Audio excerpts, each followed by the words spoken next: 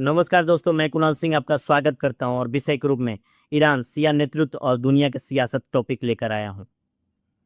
शिया मजहब 12 इमाम और मर्जिया की कहानी को समझते हैं। चलिए शुरुआत जड़ से करते हैं। शिया इस्लाम में 12 इमाम माने जाते हैं। पहले इमाम हजरत अली, फिर हसन और हुसैन। 12वें इमाम हजरत महदी को पोशीदा माना जाता है, यानी वो प्रत्यक्ष रूप में मौजूद नहीं है। तो सवाल उठा, जब इमाम सामने नहीं है तो नेतृत्व कौन करेगा? यही से आता है मर्जिया, यानी इस्लामी कानून का बड़ा आलिम जो धार्मिक मार्गदर्शन देता है। ईरान ने इसे राजनीतिक व्यवस्था से जोड़ दिया। रुहेला खुमैनी ने विलायत फ़कीह का सिद्धांत दिया कि इमाम की गैर मौजूदगी में फ़िक़ह का आलिम ही वैधानिक नेता होगा। बाद में अली खमैनी भी राष्ट्राध्यक्ष होने के साथ मर्जिया बने। इसलिए ईरान का सर्वोच्च नेता सिर्फ राष्ट्रपति नहीं होता, वो दुनिया भर के शियाओं के लिए आध्यात्मिक प्रतीक भी होता है। क्यों हुआ भारत में मातम? अब सोचिए, अगर ऐसे नेता की मौत की खबर आए तो लखनऊ, हैदराबाद, कश्मीर, सिया सड़कों पे उतरे। कुछ लोगों ने कहा राष्ट्र से बड़ा धर्म, लेकिन जरा ठहरिए।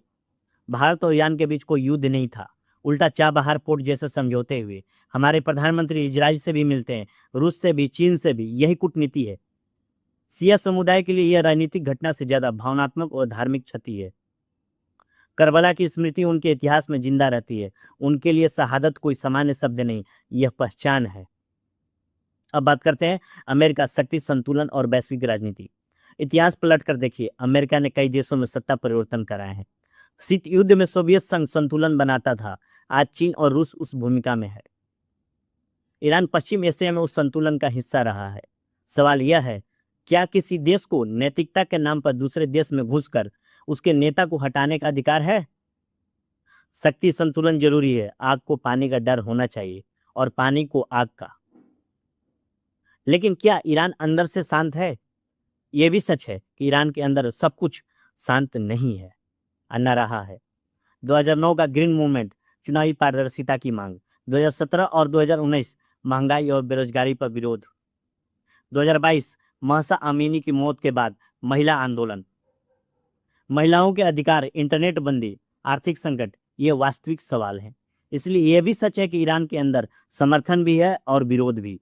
कुछ लोग शोक मनाते हैं, कुछ जश्न भी मनाते हैं, लेकिन यह उनका आंतरिक मामला है। राष्ट्र बनाम धर्म को समझते हैं। असली बहस राष्ट्र आधुनिकरण अवधारणा है। असली बहस है कि राष्ट्र आधुनिक अवधारणा है। धर्म और समुदाय सदियों पुरानी पहचान है। आप किसी नागरिक से कानून पालन की अपेक्षा कर सकते हैं, लेकिन उसकी आस्था छोड़ देने की नहीं। क्या अमेरिका में रहने वाले हिंदू अमेरिका को अपने धर्म से ऊपर मानते हैं? क्या हर हिंदू पहलगाम हमले पर सड़क पर उतरा था? हर घटना को सांप्रदायिक